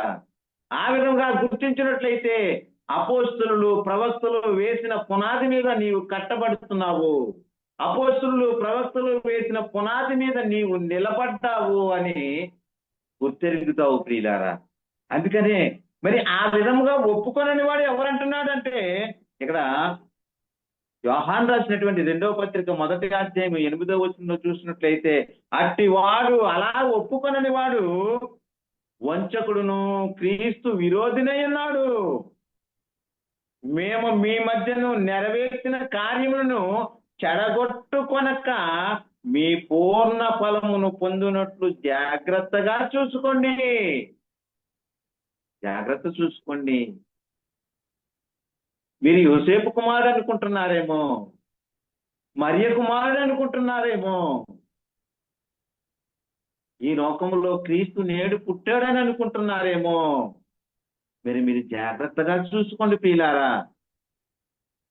అందుకని యేసుక్రీస్తు ఈ లోకంలో జీవించిన కాలంలో ఏమంటున్నాడంటే, అద్వితీయ సత్యదేవుడు అని నిన్ను నీవు పంపిన యేసుక్రీస్తును ఎరుగుటయే నిత్య జీవము అంటున్నారు ప్రియులారా. ఆ నిత్య జీవాన్ని పొందుకోవాలంటే తండ్రిని తండ్రిగాను, ఆ తండ్రి పంపినటువంటి యేసుక్రీస్తును తన కుమారుడుగాను ఒప్పుకోవాలి ప్రియులారా. అందుకని ఇక్కడ చెప్తున్నాడు, యోహాను రాసినటువంటి 1వ పత్రిక 4వ అధ్యాయం 2, 3 వచనాలు చూసినట్లయితే, యేసుక్రీస్తు శరీరధారి వచ్చినని ఏ ఆత్మ ఒప్పుకొనునో అది దేవుని సంబంధమైనది. మరి యేసుక్రీస్తు శరీరాన్ని దాల్చుకుని వచ్చాడు. ఆ వాక్యమే శరీరధారి ఈ లోకంలోని కృపాసత్య సంపూర్ణుడుగా వచ్చిందని ఎవరైతే ఒప్పుకుంటాడో వాడు ఎవరట? దేవుని సంబంధి. ఏ ఆత్మ యేసును ఒప్పుకొనదో అది దేవుని సంబంధమైనది కాదు. దీనిని బట్టి ఏ దేవుని ఆత్మను మీరెరుగుదురు. క్రీస్తు విరోధి ఆత్మ వచ్చినని మీరు వింటిరి కదా, అది ఇదివరకే వింటిరి కదా, మీరు వినిన సంగతి ఇదే, ఇదివరకే అది లోకంలో ఉన్నది. మొదటి శతాబ్దము నుండే అపవాది తన పరిచారకులను, తన దొంగ అపోస్తులను, మోసగాండైనటువంటి పనివారిని నియమించుకుంటూ, కలిపి చెరుపుతూ, భిన్నమైన సువార్త ప్రకటించడానికి ఏర్పాటు చేసుకుంటూ, నియమించుకుంటూ వస్తున్నారు ప్రియులారా. ఇదివరకు అది లోకంలో ఉన్నది అని చెప్తున్నారు ప్రియులారా. యేసు దేవుని కుమారుడిని ఒప్పుకొని వాడు తప్ప ఎవడు లోకమును జయించువాడు. మరి ఇక్కడ మనం పరిశీలన చేసినట్లయితే, యోహాను రాసినటువంటి 1వ పత్రిక 5వ అధ్యాయం 5వ వచనంలో చూసినట్లయితే, యేసు దేవుని కుమారుడిని నమ్మువాడు తప్ప లోకమును జయించువాడు మరి ఎవడు? యేసుక్రీస్తు ఎవరటండి? దేవుని కుమారుడిని ఒప్పుకున్నట్లయితే ఈ లోకాన్ని జయించిన వాడే వాడు. దానిలోనే నిండిపోవాలి, దానితోనే మనం నింపేసుకోవాలి. యేసు దేవుని కుమారుడిని నమ్మాలి. దానినే మనం మన హృదయం నిండా నింపి వేసుకోవాలి. అలా నింపి వేసుకున్నట్లయితే వాడు ఎవడట? లోకమును జయించిన వాడు అని వాక్యం చెప్తుంది ప్రియులారా. మరి లోకాన్ని జయించిన వాడిగా ఉండాలా? లేకపోతే లోకములో కూరుకుపోయి లోకాశలకు గురి అయిపోయి ఈ లోకమే నా జీవితము అనుకుని నిత్య అగ్ని దండనకు వెళ్ళిపోయేటటువంటి పరిస్థితిలో ఉన్నావేమో జాగ్రత్త చేసుకో ప్రియులారా. అందుకే ఇక్కడ చెప్తున్నాడు, పేతురు రాసినటువంటి 2వ పత్రిక 3వ అధ్యాయం 17వ వచనంలో చూసినట్టయితే, ప్రియులారా మీరు ఈ సంగతులు ముందుగానే తెలుసుకొని ఉన్నారు కనుక మీరు నీతి విరోధుల తప్పు బోధ వలన తొలగింపబడి మీకు కలిగిన స్థిర మనసును విడిచి పడిపోకుండా కాచుకొని ఉండుడి. మేము మీకు ప్రకటించాం కదా పరిశుద్ధులకు ఒక్కసారి అప్పగిపోయినటువంటి బోధని. దాని నుండి మీరు పడిపోకుండా స్థిర మనస్సు కలిగి ఉండండి, పడిపోకుండా కాచుకోండి. మీకు ఏమైతే ప్రకటింపబడిందో దాన్ని అంతము వరకు గట్టిగా పట్టుకొని ఉండండి అని పౌలు గారు చెప్తున్నారు ప్రియులారా. అందుకని ఇక్కడ చెప్తున్నాడు తిమోతికి రాస్తూ, పౌలు గారు తిమోతికి రాసినటువంటి మొదటి పత్రిక 6వ అధ్యాయం 20-21 వచనంలో చూసినట్లయితే, ఓ తిమోతి చెప్తున్నారు ప్రియులారా పౌలు గారు, ఓ తిమోతి నీకు అప్పగింపబడిన దానిని కాపాడి అపవిత్రమైన ఒట్టి మాటలను జ్ఞానమని అబద్ధముగా చెప్పబడిన విపరీత వాదములకు దూరముగా ఉండుము అంటున్నాడు ప్రియులారా. దేనికంట? అపవిత్రమైన ఒట్టి మాటలు, జ్ఞానము అని అబద్ధముగా చెప్పబడిన విపరీత వాదములకు దూరముగా ఉండంటున్నాడు ప్రియులారా. మరి విపరీతమైనటువంటి వాదోపవాదాలు జరుగుతున్నాయి ప్రియులారా. మరి యూట్యూబ్లో ఫేస్బుక్లో మరి ఎందుకు ఆ విధంగా మాట్లాడుకుంటున్నారు? ఒకడు క్రీస్తు మరి కుమారుడు అంటున్నాడు, ఒకడు దేవుని కుమారుడు అంటున్నాడు, ఒకడు యోసేపు కుమారుడు అంటున్నాడు, ఒకడు దేవుడు పంపించాడు అంటున్నాడు. ఏది నమ్మాలి? సంఘమును కలవరపరుస్తున్నారు ప్రియులారా. సంఘమును కకావికలం చేస్తున్నారు ప్రియులారా. సంఘము ఏది నిజమో ఏది అబద్ధమో తెలియనటువంటి పరిస్థితుల్లోనికి నెట్టేస్తున్నారు ప్రియులారా. మరి ఇది ఇక్కడ ఎంత స్పష్టంగా రాయబడుతుంది, ఓ తిమోతి నీకు అప్పగింపబడిన దానిని కాపాడి అంటున్నాడు ప్రియులారా. పరిశుద్ధులకు ఒక్కసారి అప్పగింపబడినటువంటి ఆ బోధను కాపాడి దాని మీద నీ పునాది వేయాలి. నీవు వేరొక పునాది వేయడానికి నీవెవడవు అని చెబుతూ నీకు అప్పగింపబడిన దాన్ని కాపాడు. నీకేమైతే అప్పగింపబడిందో యేసు క్రీస్తుని గురించినటువంటి శిలువ మరణ సమాధి పునరుద్ధానము అనబడినటువంటి సువార్తను మీరు ప్రకటించు, ఆ ప్రకటనను కాపాడు అని చెబుతూ దేని వైపు తిరగొద్దు అంటున్నాడు? దేని నువ్వు నీ దగ్గరికి రానియొద్దు అంటున్నాడు అని మనం పరిశీలన చేసినట్టయితే, తిమోతికి రాసినటువంటి మొదటి పత్రిక 1వ అధ్యాయం 3వ వచనంలో చూసినట్టయితే అక్కడ పౌలు గారు చెప్తున్నారు, నేను మాసిదోనియాకు వెళుతున్నాను కాబట్టి నీవు ఇక్కడ ఎఫెసులో నిలిచి ఉండు. ఎందుకంటే ఇక్కడ చెప్తున్నాడు సత్యమునకు భిన్నమైన బోధ చేయవద్దనియు. దేనికట? సత్యమునకు భిన్నమైన బోధ చేయవద్దనియు, కల్పనా కథలను మితము లేని వంశావళులను విశ్వాస సంబంధమైన దేవుని ఏర్పాటుతో కాక వివాదములతోనే సంబంధము కలిగి ఉన్నవి కనుక వాటిని లక్ష్య పెట్టవద్దనియు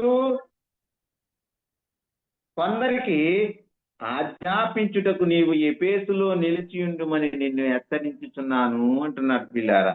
మరి ఇక్కడ మనం పరిశీలన చేసినట్టయితే సత్యమునకు భిన్నమైన బోధ నీవెంత మాత్రమో చేయొద్దు, దానిని కాపాడు, సత్య బోధన కాపాడు, పరిశుద్ధులకు ఒక్కసారి అప్పగింపబడినటువంటి బోధనను కాపాడు. మరి నీవు ఈ సువార్త ప్రకటించే విషయంలో కల్పనా కథలు చెప్పకు, నీవు కల్పించి ఏమీ బోధించకు. ఇంకేం చెప్తున్నాడు? వంశావళులు ఏంటంట? వంశావళులు మితము లేనివి, మితము లేవు దానికి. ఆదాము దగ్గర నుంచి ఇప్పుడు వరకు వంశావళి చెప్పుకుంటూ ఉంటే వాడి జీవితం సరిపోద్ది పిల్లారా. ఆదాము పుట్టాడు, ఆదాము తర్వాత వీరు పుట్టారు, తన వంశావళి ఇది, తన వంశావళి ఇది. 12 గోత్రాలు ఎంతమంది ఉన్నారు? వీడి తండ్రి వీడు, వీడి తండ్రి వీళ్ళు, వీడి తండ్రి వీళ్ళు, వీరికి ఎంతమంది కుమార్తెలు, ఎంతమంది కుమారులు, వీళ్ళు ఈ విధంగా అయ్యారు, వీళ్ళు ఈ విధంగా అయ్యారని చెప్పుకుంటూ పోతే మితము లేదు పిల్లారా వంశావళికి. దానివల్ల నీకు నిత్య జీవం కలుగుతుందా? దానివల్ల నీకు ఏమైనా ప్రయోజనం ఉన్నదా అంటే లేదే. మరి ఏ దేని యందు ఉండాలంటున్నాడు ఇక్కడ చెప్తున్నాడు కదా పిల్లారా. యేసు క్రీస్తు శరీరధారి వచ్చినని ఏ ఆత్మ ఒప్పుకును అది దేవుని సంబంధమైంది. నీవు దేవుని సంబంధిగా ఉంటావా, లేకపోతే ఆ వంశవళిని చెప్పుకుంటా ఉంటావా? మరి అది మనం గుర్తెరగాలని పౌలు గారు తిమోతికి చెప్తున్నారు పిల్లారా. ఇంకా చెప్తున్నాడు, దేవుని ఏర్పాటుతో, విశ్వాస సంబంధమైన దేవుని ఏర్పాటుతో కాక దేవుని ఏర్పాటులో ఉండాలి. దేవుని సంకల్పాన్ని తెలుసుకోవాలి, దేవుని చిత్తాన్ని ఎరగాలి, దేవుని ఇష్టాన్ని జరిగించే వారిగా ఉండాలని పౌలు గారు తిమోతికి చెప్తున్నారు పిల్లారా. ఇక మనం చూసినట్లయితే అందుకనే ఎఫెసీయులకు రాస్తూ చెప్తున్నారు పౌలు గారు 4వ అధ్యాయం 14వ వచనంలో చూసినట్లయితే, అందువలన మనం ఇక మీద పసిపిల్లలమై ఉండి, పసిపిల్లలుగా ఉన్నాం పిల్లారా.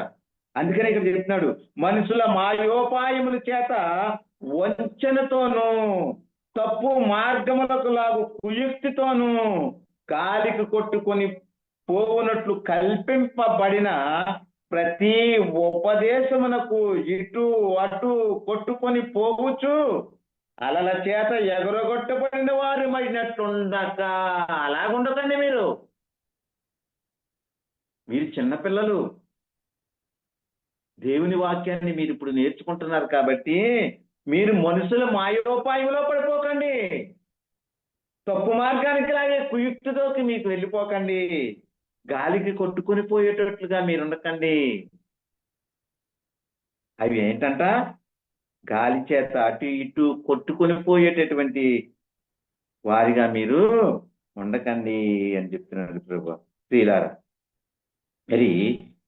మరి ఈ ప్రస్తుత కాలంలో ఏం జరుగుతుందంటే కొంతమంది బోధకులు ఏమంటున్నారు ప్రియులారా, ఇది ఎక్కడ ఉంది, ఇది ఏంటి, నీవు చెప్పినటువంటి ఈ మాట ఎక్కడ ఉందంటే అది బైబిల్లో లేదు, ఇది నాకు ఇప్పుడే దేవుడు నాకు బయలుపరిచాడు.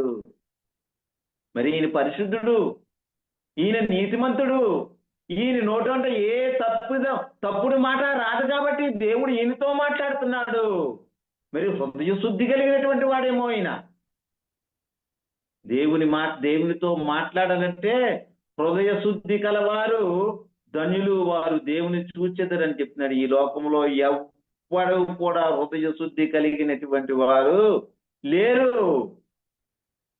మరి మాయోపాయము చేత వీళ్ళు ఏం చేస్తున్నారు ప్రియులారా? మనుషులు మాయోపాయము చేత దేవుడు నాతో మాట్లాడాడు, నాతో చెప్పాడు అంటున్నారు ప్రియులారా. ఎందుకు చెప్తారు? ఏమని చెప్తారు? ఎవరి గురించి చెప్పాలి? ఎవరు ఆచరించడానికి చెప్పాలి? ఇప్పుడు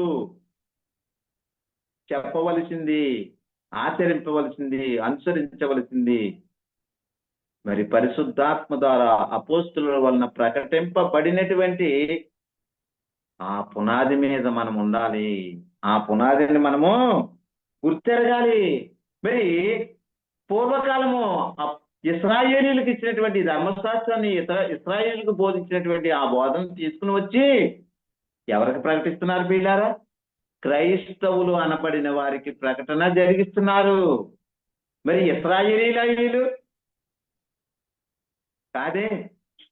మరి ఇశ్రాయేలుకు ఇచ్చినటువంటి ఆశీర్వాదాలు, ఇశ్రాయేలుకి ఇచ్చినటువంటి వాగ్దానాలు, ఇశ్రాయేలుకి జరిగించినటువంటి ఆ దేశాలను ఇప్పుడు ఇస్తున్నాడా పిల్లారా క్రైస్తవులకి? అంటే లేదు. నీకు చేసినటువంటి వాగ్దానం ఏంటంటే నిత్య జీవం అనుగ్రహించినదియే దేవుడు చేసినటువంటి వాగ్దానము. ఆ నిత్య జీవాన్ని పొందుకోవాలంటే అద్వితీయ సత్య దేవుడు అయిన నిన్నును నీవు పంపిన యేసుక్రీస్తును ఎరుగుటి ఏ నిత్య జీవము అని చెప్పినటువంటి ఆ వాక్యాన్ని నీ హృదయంలో భద్రపరచుకోవా. మరి ఇక్కడ మనం పరిశీలన చేసినట్లయితే తిమోతికి రాసినటువంటి 2వ పత్రిక 2వ అధ్యాయము 16-17 వచనంలో చూసినట్లయితే అపవిత్రమైన వట్టి మాటలకు విముఖుడివై ఉండుము. తిమోతి, అపవిత్రమైనటువంటి వట్టి మాటలు ఉన్నాయి కదా, వాటికి విముఖుడివై ఉండు. అట్టి మాట్లాడే వారు మరీ ఎక్కువగా భక్తిహీనులగుదురు. భక్తిహీనులు కాదు ప్రియుల, మరీ ఎక్కువగా భక్తిహీనులు అవుదురు. వారి మార్చడానికి ఎవరి వల్ల కాదు ప్రియులారా.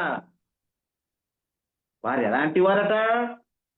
17 వచనంలో చూస్తున్నాడు, కొరుకు పుండు ప్రాకినట్లు వారి మాటలు ప్రాకును, వారిలో హూమెనయును పిలేతును ఉన్నారు. కొరుకు పుండు అంట ప్రియులారా. ఆ కొరుకు పుండు బయలుదేరి ఏమవుతుందంటే మొదట ఎక్కడైతే ఆ కొరుకు పుండు మొదలైందో ఆ అవయవాన్ని తినేస్తుంది ప్రియులారా. ఆ అవయవం తినేసాక మొత్తం శరీరాన్ని చుట్టుముట్టేస్తుంది ప్రియులారా. వాడికి మరణాన్ని కలిగించే వరకు అది వాడి నుండి విదిలిపోదు ప్రియులారా. అలా కొరుకు పుండిలాగా సంఘములో ప్రవేశింపజేస్తున్నాడు అపవాది తన అనుచరులను. మరి అది గుర్తెరగకపోతే మనం ఏమైపోతాము? ఈ కొరుకు పుండు ప్రాకినట్టు సంఘములో ప్రాకేస్తుంది ప్రియులారా. మరి ఇదిగో ఈ హ్యూమెనయును పిలేతు చెప్తున్నారు సంఘములో. మరి వారి శరీర బలం కొరకు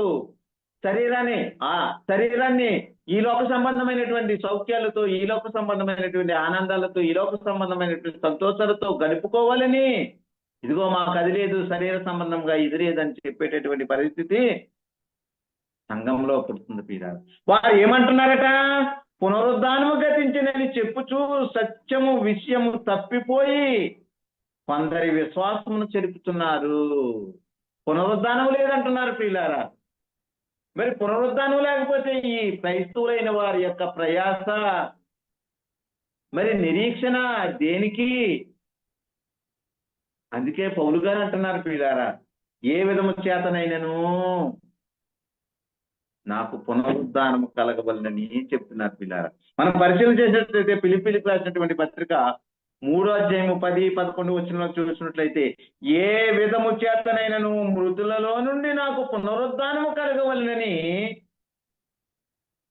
ఆయన మరణ విషయములో సమానానుభవము గలవాడనై ఆయనను ఆయన పునరుద్ధాన బలమును ఎరుగు నిమిత్తము, ఆయన్ని ఆ పునరుద్ధాన బలాన్ని ఏ విధము చేతనైనను మృతులలో నుండి పునరుద్ధానం పొందుకోవాలని ఆయన ఏం చేస్తున్నాడో చూడండి ప్రియులారా.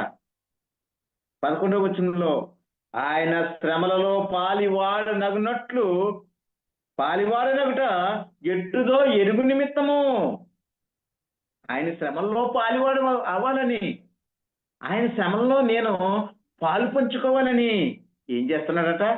సమస్తమును నష్టపరుచుకొని వాటిని పెంటతో సమానముగా ఎంచుతున్నారట.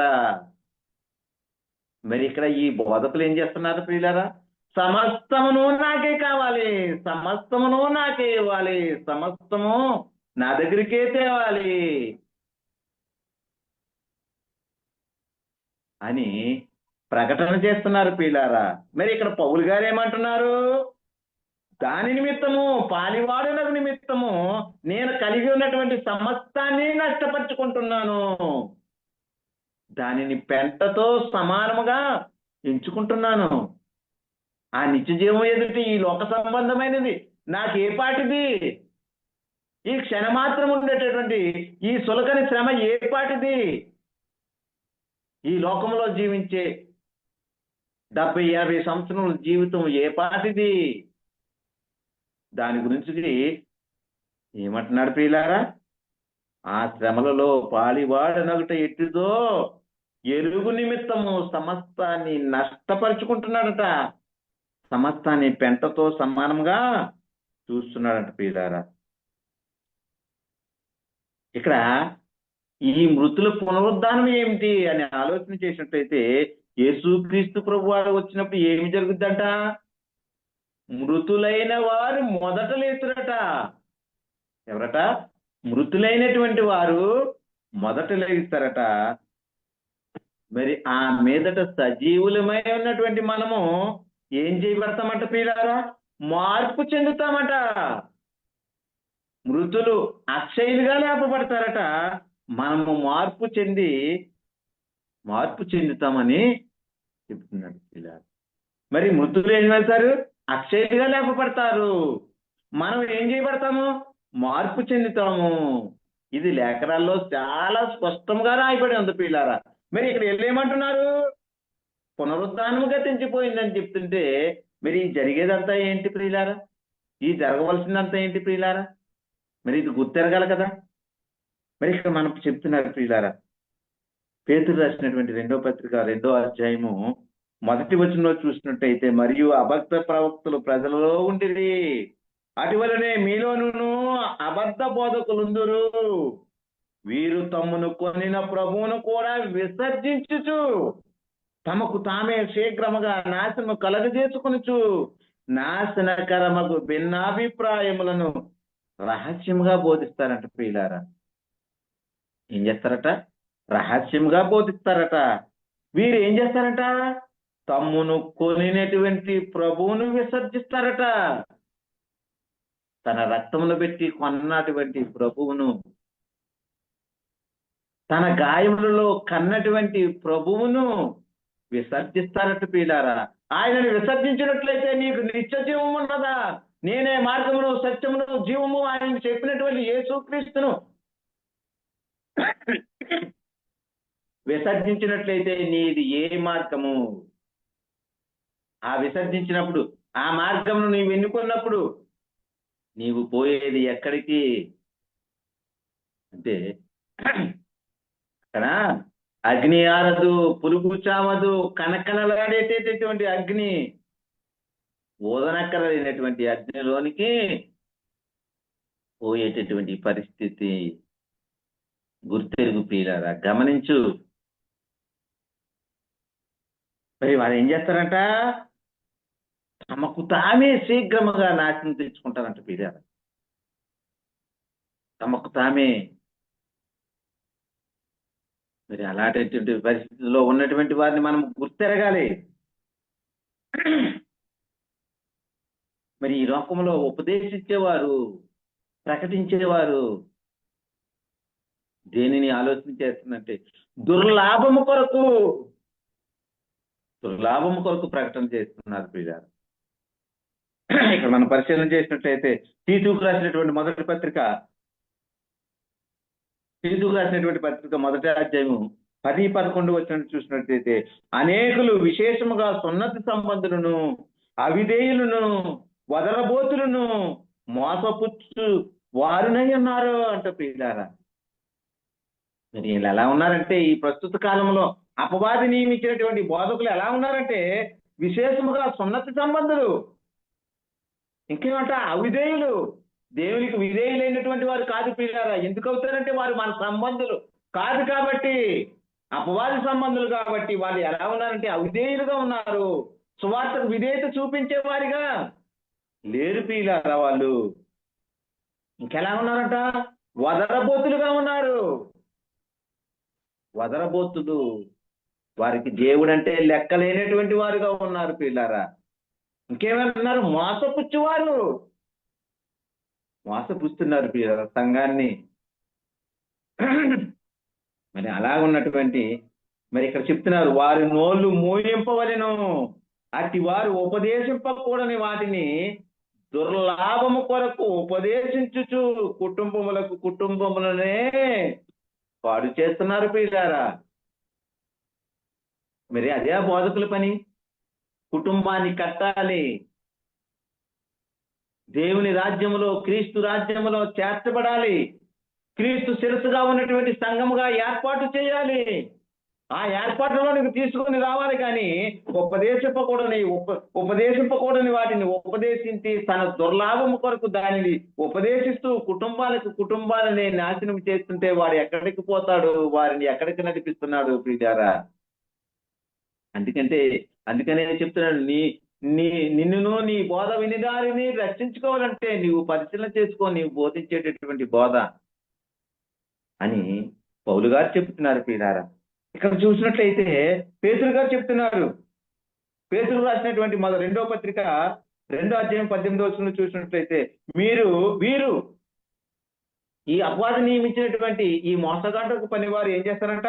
వ్యర్థమైన డమ్మపు మాటలు పలుకుచూ తామే శరీర సంబంధమైన దురాశలు గలవారై తప్పు మార్గమునందు నడుచు వారిలో నుండి అప్పుడే తప్పించుకొనిన వారిని పోకిరీ శాస్త్ర చేత మరులు కొలుపుతున్నారంట పీడారా. అప్పుడే సంఘంలోనికి వచ్చినటువంటి వారికి ఏం చేస్తారంటే, ఆయన ఎలాంటి వాడు, ఈయన ఎలాంటి వాడు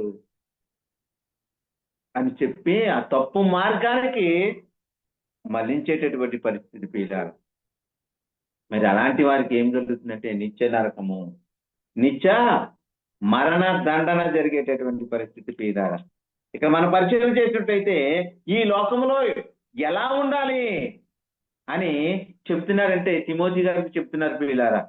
తిమోతికి రాసినటువంటి 2వ పత్రిక 3వ అధ్యాయం 10-11 వచనాల్లో, అయితే నీవు నా బోధను, నా ప్రవర్తనను, నా ఉద్దేశమును, నా విశ్వాసమును, నా దీర్ఘశాంతమును, నా ప్రేమను, నా ఓర్పును అంతియొకయ, ఇకోనియా, లుస్త్రా అను పట్టణాలలో నాకు కలిగిన హింసలను, ఉపద్రవమును తెలుసుకొని వాడవై నన్ను వెంబడించితివి. అట్టి హింసలు సహించి తిని కాని వాటన్నిటిలో నుండి ప్రభువు నన్ను తప్పించెను అంటున్నారు పీడారా. ఇక్కడ ఏం చేశారట ఆయన? నా బోధ, నా ప్రవర్తన, నేను ఏదైతే బోధిస్తున్నానో అదే నా ప్రవర్తన, నేను ఏదైతే ప్రవర్తన కలిగినానో అదే నా ఉద్దేశము, నేను ఏదైతే ఉద్దేశం కలిగి ఉన్నానో అదే నా విశ్వాసము, నేను ఏదైతే ప్రకటిస్తున్నానో ఆ ప్రకటన విన్నటువంటి వారిని దేవునిలోనికి, క్రీస్తులోనికి, క్రీస్తు దేవుని కుమారుడు, క్రీస్తుని దేవుడి పంపాడు అని చెప్పే విషయంలో దీర్ఘశాంతం కలిగినటువంటి వాడిగా ఉన్నాను. ఈ సంఘము కొరకు, సంఘము రక్షణ కొరకు నా ప్రాణము పెట్టేటంతటి విధముగా సువార్త ప్రకటన జరిగించే వాడిగా ఉన్నాను. దాని విషయంలో, సువార్త విషయంలో ఓర్పు కలిగినటువంటి వాడిగా ఉన్నాను. ఇలాగ ఉండడం నీవు చూసావు కదా, నీవు చూసి నన్ను వెంబడించావు కదా. మరి వెంబడించినటువంటి నీవు మరి నాకు అనేక హింసలు కలిగినను, వాటన్నిటిలో నుండి ప్రభువు నన్ను తప్పించాడు. మరి నువ్వు అలా జీవించినట్లయితే, నీవేదైతే బోధిస్తున్నావో ఆ విధంగా ప్రవర్తించినట్లయితే, ఏదైతే బోధించావో దాని యందు విశ్వాసము కలిగి ఉన్నట్లయితే, దాని యందు ప్రేమ కలిగి ఉన్నట్లయితే, దాని యందు ఓర్పు కలిగి ఉన్నట్లయితే ప్రభువు నిన్ను తప్పిస్తాడు అని చెప్తున్నాను పీడారా. మరి ఆ విధంగా ఆధారపడేటటువంటి, ఆ విధంగా దేవునిపై నిలబడేటటువంటి, దేవునిపై ఆనుకునేటటువంటి, దేవునిపై భారం వేసేటటువంటి పరిస్థితి ఈ లోకంలో బోధించేటటువంటి బోధకులకు ఉన్నదేమో. నీవు ఏ లోపము కలిగి ఉన్నావో పరిశీలనించుకో, నిన్ను నీవు పరిశీలించుకో, నిన్ను నీవు పరిశోధించుకో, నీ ప్రవర్తన సరిచేసుకో. అప్పుడు నీ బోధ సరి అవుతుంది. అప్పుడు నిన్నును నీ బోధ వినివారిని రక్షించుకొందువు అని తిమోతికి పౌలు గారు చెబుతున్నారు ప్రియులారా. అక్కడ ఏం చేయాలట, ఎలా బోధించాలంట అని చూసినట్టయితే తిమోతికి రాసినటువంటి మొదటి పత్రిక 1వ అధ్యాయము 5, 6, 7 వచనాలు చూసినట్టయితే, ఉపదేశమేదనగా పవిత్ర హృదయము నుండి మంచి మనస్సాక్షి నుండి నిష్కపటమైన విశ్వాసము నుండి కలుగు ప్రేమయే అని చెప్తున్నాడు ప్రియులారా. ఈ ప్రేమ ఎలా కలగాలంట? ఉపదేశానుసారమైనదిగా ఉండాలట. మనం ఏదైతే ఉపదేశిస్తున్నామో దాని అనుసరముగా ఉండాలట. ఇంకేముండాలట? పవిత్రమైన హృదయము నుండి, పవిత్రమైన, నీవు ఇస్తుంటే ఒక మాట, ఇవ్వకపోతే ఒక మాట, నీవు పెడితే ఒక మాట, పెట్టకపోతే ఒక మాట, నీవు సన్నిధికి వస్తే ఒక మాట, సన్నిధికి రాకపోతే ఒక మాట. అది కాదు ప్రియులారా. పవిత్రమైనటువంటి హృదయము నుండి, మంచి మనస్సాక్షి నుండి, నిష్కపటమైన విశ్వాసం నుండి కలుగు ప్రేమయే అని చెప్తున్నాడు ప్రియులారా. మరి అలా జరుగుతుందా అంటే, ఇప్పుడు అలా జరగడం లేదు ప్రియులారా. ఎలా జరుగుతుందంట? ధర్మోపదేశకులై ఉండగోరి నిష్ప్రయోజనమైన ముచ్చట్లకు తిరిగిరి అంటున్నారు పీడారా. ఎక్కడ చూసినట్లయితే 7వ వచనంలో నిశ్చయమైనట్టు రూఢిగా పలుకు వాటినైనను గ్రహింపకపోయినను ధర్మశాస్త్రోపదేశకులై ఉండగోరి నిష్ప్రయోజనమైన ముచ్చట్లకు తిరిగిరి అంటున్నారు పీడారా. నిష్ప్రయోజనమైనటువంటి ముచ్చట్లకు తిరుగుతున్నారట. మరి ఇక్కడ పౌలు గారు ఏమంటున్నారంటే దేవునిని సాక్షిగా పెట్టుకుంటున్నారు పీలారా. దేవుడే నాకు సాక్షి. మరి నువ్వు నేను అనగలమా? ఈ బోధించే బోధకులు నేనేమైతే బోధిస్తున్నానో ఆ బోధకు దేవుడే సాక్షి. పరిశుద్ధులకు ఒక్కసారి అప్పగింపబడినటువంటి బోధన నేను బోధిస్తున్నాను, దానికి దేవుడే సాక్షి. నేను మోసకరమైనటువంటి మాటలు మాట్లాడను, మిమ్మల్ని కలవరపెట్టే మాటలు మాట్లాడను, భిన్నమైనటువంటి సువార్త ప్రకటించను, దానికి దేవుడే సాక్షి అని చెప్పేటటువంటి వారు ఈ లోకంలో ఎవరైనా ఉన్నారా? పౌలు గారు చెప్తున్నారు పీలారా, నేను మీకు ప్రకటించేదానికి నేను కలిగి ఉన్నటువంటి స్థితి ఏమిటో, నా బోధ ఏమిటో, నా ప్రవర్తన ఏమిటో, నా విశ్వాసం ఏమిటో, నా ప్రేమ ఏమిటో, నా ఓర్పు ఏమిటో, దానికి దేవుడే నాకు సాక్షి చెప్తున్నారు పీలారా. మరి అలా కాకుండా ఈ లోకంలో ఉన్నటువంటి వారు ఎలా ఉన్నారో ఇక్కడ చెప్తున్నాడు. చెడిపోయిన మనసు కలిగి సత్యహీనులై దైవభక్తి లాభ సాధనం అనుకుని మనుషులు వ్యర్థ వివాదములను కలుగుతున్నవి అంటున్నాడు పీలారా. దైవభక్తి ఎలాంటిదంట? లాభసాధకం అయిపోతుంది పీలారా. లాభం ఉంటేనే ప్రార్థన, లాభం ఉంటేనే సన్నిధి, లాభం ఉంటేనే బోధ, లాభం ఉంటేనే సువార్త ప్రకటించే వారిగా ఉన్నారేమో. మరి నీ కొరకు దేవుడు సమస్తాన్ని, ఈ భూమిపై నీవు బ్రతకడానికి కావలసిన సమస్తాన్ని నీకు బల్లగా ఏర్పాటు చేసినటువంటి దానిని అనుభవించడం అనేసి ఎవరో ఇవ్వాలి, ఎవరో తేవాలి, నేను పొందుకోవాలి అని లాభ సాధన కొరకు నీ దైవభక్తిని వ్యర్థపరుస్తున్నావేమో. జాగ్రత్త చేసుకో ప్రియులారా, జాగ్రత్త పడు. మరి మనకి కొంతమందిని సాదృశ్యముగా చూపిస్తూ ఉన్నారు ప్రియులారా. పేతురు గారు అంటున్నారు, పేతురు రాసినటువంటి 2వ పత్రిక 2వ అధ్యాయము 15-16 వచనంలో, తిన్నని మార్గమును విడిచి బేయేరు కుమారుడైన బిలాము పోయిన మార్గమును బట్టి త్రోవ తప్పిపోయిరి. ఏం చేస్తున్నాడంట? బిలాము పోయినటువంటి మార్గము. బిలాము ఈ లోకాన్ని ఆశించాడు ప్రియులారా. దేవుని నుండి పారిపోవాలనుకున్నాడు, దేవునికి తెలియకుండా పారిపోవాలనుకున్నాడు.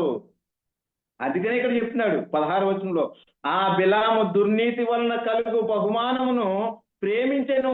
దుర్నీతి వలన కలిగేటటువంటి బహుమానం ఎన్నాళ్ళు ఉంటుంది ప్రియులారా? ఎన్నాళ్ళు దాచుకోగలవు ప్రియులారా? హృదయాంతరంగంలో పరిశీలించే దేవుని నుండి నువ్వు ఒక్క సెకనైనా తప్పించుకొనగలవా? కునుకడు నిద్రపోడు అని చెప్పినటువంటి దేవుని నుండి నీవు తప్పించుకొనగలవా?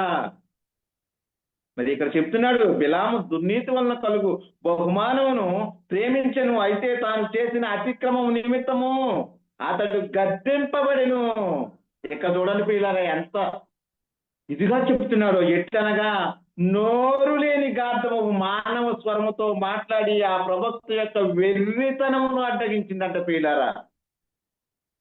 మరి గాడిద కంటే హీనముగా ఉన్నామేమో.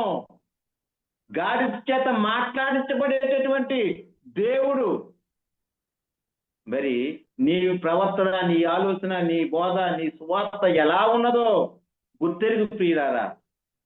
మరి గాడిది మానవ స్వరంతో మాట్లాడి ప్రవక్త అంట ప్రియులారా. ప్రవక్త ఎవరంటే దేవుని మాటలు పలకవలసిన వాడిని ఎలా మార్చేసింది? వెర్రి వాణిగా, వెర్రితనమును అడ్డగించిందంట ప్రియులారా. మరి అలా వెర్రివారిగా ఉండి బోధిస్తున్నామేమో, వెర్రివారిగా ఉండి ప్రకటన చేస్తున్నామేమో. మరి గుర్తెరగాలి ప్రియులారా. మరి దుర్నీతి వలన వచ్చే లాభాన్ని మనం ఆశించినట్లయితే ఎన్నాళ్ళు? దేవునితో యుగ యుగాలు ఉండాలని నీవు ఆలోచన కలిగినట్లయితే ఈ లోకము ఏ పాటిది? ఈ లోకము ఏమిటి? ఈ లోకము ఏమిటి ప్రియులారా? ఒక్కసారి ఆలోచించినట్లయితే, దాని లోతులు, దేవుని మాటను లోతుగా అర్థం చేసుకున్నట్లయితే,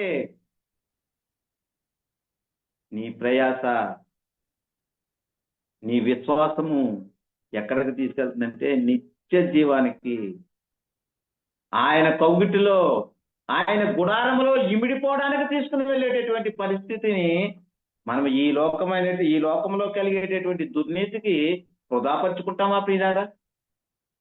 మరి అందుకే ఇక్కడ చెప్తున్నాడు పేతురు రాసినటువంటి 2వ పత్రిక 2వ అధ్యాయం 13వ వచనంలో, ఒకనాటి సుఖానుభవమును సంతోషమని ఎంచుకొందురు. ఒకనాటి సుఖానుభవం కొరకు యుగ యుగాలు జీవించేటటువంటి ఆ జీవనాన్ని, ఆ నిత్య జీవాన్ని పోగొట్టుకునేటటువంటి పరిస్థితి ఉన్నదేమో పరిశీలన చేసుకోవలసినటువంటి అవసరం ఉన్నది ప్రియులారా. వారు కలంకములను నిందాస్పదములైన తన ప్రేమ విందులలో మీతో కూడా అన్నపానములు పుచ్చుకొని తమ భోగములు ఎందు సుఖించుదురు. ఎన్నాళ్ళు సుఖిస్తావు? ఎన్నాళ్ళు ఈ లోకము? 70 సంవత్సరములు, అధిక బలము 80 సంవత్సరములు. ఈ 80 సంవత్సరములు క్షణమాత్రం ఉండే ఈ జీవితమా? మరి దావీదు గారు అంటున్నారు, అంతలో కనబడి అంతలో మాయమైపోయే నీటి ఆవిరి వంటిది. అంతలో కనబడి అంతలో మాయమైపోయేటటువంటి నీటి బొట్టు వంటిది నీ జీవితము. ఈ అంతలో కనబడి అంతలో మాయమైపోయేటటువంటి ఈ జీవితము కొలక దుర్లాభేపేక్ష, ఈ జీవితం కొలక మాయోపాయాలు, ఈ జీవితం కొలక కుటుంబాలే నాశనం చేసే పరిస్థితి. అది కాదే, అది గుర్తెరగాలి ప్రియులారా. ఈ సువార్త ప్రకటించేటటువంటి మనలో ఉన్నటువంటి లోపాలు ఏమిటి? మనం ఏమి ప్రకటిస్తున్నాం? మనం ఏమి చేస్తున్నాం? మరి ఇక్కడ మనం పరిశీలన చేసినట్టయితే ఏమంటున్నారా ప్రియులారా? పేతురు రాసినటువంటి 2వ పత్రిక 2వ అధ్యాయం 12వ వచనం చూసినట్లయితే, వారైతే పట్టబడి చంపబడుటకై స్వభావ సిద్ధంగా పుట్టిన వివేక శూన్యములకు మృగముల వలె ఉన్నారంట ప్రియులారా. తమకు తెలియని విషయములను గూర్చి దూషించుచు తమ దుష్ప్రవర్తన ప్రతిఫలముగా హాని అనుభవించుతూ తాము చేయు నాశనముతోనే తామే నాశనము పొందుదురు. సువార్తను కలిపి చెరుపుతున్నావేమో, లేనాటిని కలుపుతున్నావేమో, ఉన్న వాటిని తీసివేస్తున్నావేమో, నాశనము కొని తెచ్చుకుంటున్నావేమో. జాగ్రత్త కలిగి ఉండు ప్రియులారా. ఇక్కడ కొరింథీయులకు రాసినటువంటి 2వ పత్రిక 4వ అధ్యాయం 2వ వచనంలో చూసినట్లయితే, అయితే కుయుక్తిగా నడుచుకోవద్దు. ఏమంటున్నాడు ఇక్కడ? కుయుక్తిగా నడుచుకొనవద్దు. కుయుక్తిగా నడుచుకొనక ఏమంటున్నాడు? మనం ఏమైతే చెబుతున్నామో దానినే మనము చెప్పాలంట పిల్లరా. దాన్నే మనము ప్రకటన చేయాలంట ప్రియులారా. హృదయ శుద్ధి కలిగి, హృదయంలో ప్రేమ కలిగి మనము నడుచుకోవాలంట. కుయుక్తిగా నడుచుకొనకయు, దేవుని వాక్యము వంచనగా బోధించకయు, సత్యమును ప్రత్యక్ష పరచుట వలన ప్రతి మనుషుని మనస్సాక్షి ఎదుట మమ్మును మేము దేవుని సముఖమందు మెప్పుంచుకొనుచు అవమానకరమైన రహస్య కార్యములను విసర్జిస్తున్నాం ప్రియులారా. ఈ లోకంలో జరిగేది ఏంటంటే అవమాన కార్యములను ఆహ్వానిస్తున్నారు. ఇప్పుడు వీళ్ళేం చేశారంట? అవమానకరమైన రహస్య కార్యములను విసర్జిస్తున్నారట. ఏం చెప్తున్నారట? ప్రతి మనుష్యుని మనస్సాక్షి ఎదుట మమ్ముని మేము దేవుని సముఖమందు మెప్పించుకొనిచున్నాము. దేవుని మెప్పించేవారుగా, దేవుని కొరకు సంఘమును నిర్మించేవారిగా, సంఘమును కట్టేవారిగా ఉండాలి. కానీ మరి ఇక్కడ రహస్య కార్యములు జరిగించేవారిగా కాదు ప్రియులారా. దేవుని వాక్యాన్ని వంచనగా బోధించకూడదు ప్రియులారా. మరి ఈ విధంగా చెప్తున్నారు ప్రియులారా. ఇంకా చెప్తున్నాడు తీతుకు రాసినటువంటి పత్రిక 2వ అధ్యాయం 1వ వచనం చూసినట్లయితే, నీవు హితబోధకు అనుకూలమైన సంగతులు బోధించు. ఆరోగ్యకరమైనటువంటి బోధకు అనుకూలమైనటువంటి సంగతులు బోధించు. వారి నిత్య జీవాన్ని నడిపించేటటువంటి బోధ బోధించు. వారి ప్రవర్తన, వారి ఆలోచన, వారి మనస్సు నూతన పరచబడేటటువంటి విషయాలు బోధించు. అప్పుడు వారు దేవునికి సమీపముగా జీవించే వారిగా ఉంటారు అని తీతుకు చెప్తున్నారు ప్రియులారా. ఇంకా చెప్తున్నారు 2వ అధ్యాయం 11వ వచనంలో చూసినట్లయితే తీతుకు రాసినటువంటి వీటిని గూర్చి బోధించుము, హెచ్చరించుము, సంపూర్ణాధికారంతో దుర్బోధన ఖండించుము. నిన్నెవరిని తృణీకరింపనీయకము. నీవు బోధించే బోధలో భిన్నముగా బోధించకు. నిన్నెవరు తృణీకరింపనీయకు. వారిని హెచ్చరించు.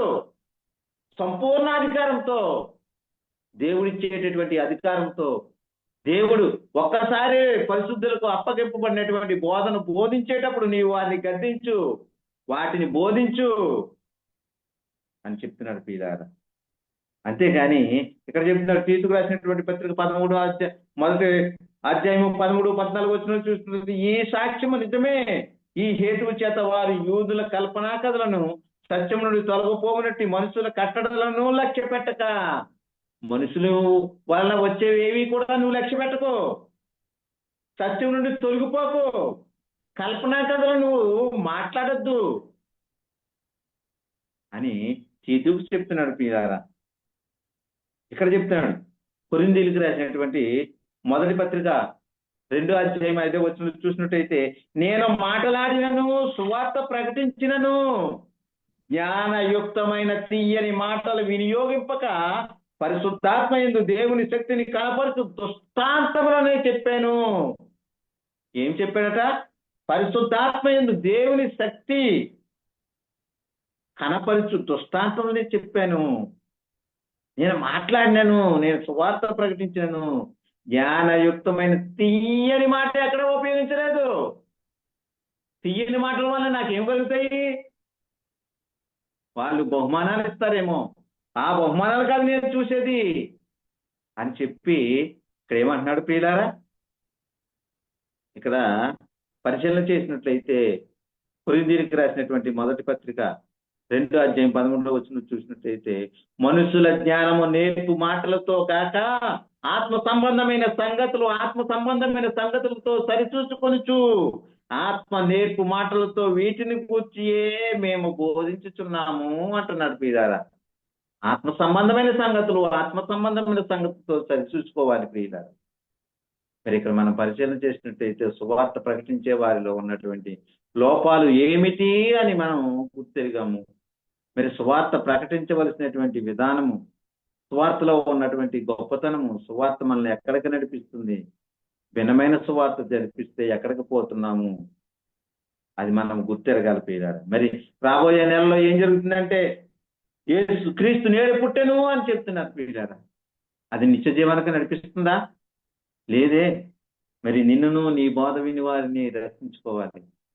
నిన్నును నీ బోధ విని వారిని నిత్య జీవానికి నడిపించాలంటే సువార్త ప్రకటించే వారిలో ఉన్నటువంటి లోపాలు మనము సరిచూసుకున్నట్లయితే, ఎవరో చెబితే కాదు ప్రియులారా, మన హృదయము, మన ఆలోచన ఏ విధంగా ఉంది, దేవునికి సమీపంగా ఉందా, దేవుని సాక్షిగా పెట్టుకునేటటువంటి విధంగా ఉందా, మరి మనుషులను, కుటుంబాలను మరి నాశనం చేసేటటువంటి విధంగా ఉందా, మనల్ని మనం పరిశీలన చేసుకుని దేవుని నిర్దోషులుగా, పరిశుద్ధులుగా, నీతిమంతులుగా ఉండగలిగేటటువంటి ధన్యత మరి ఇప్పటి వరకు ఉన్నటువంటి ప్రతి మాట, ప్రతి ఒక్క హృదయంలో దేవుడు నీరు కట్టి ఫలింపజేయును గాక.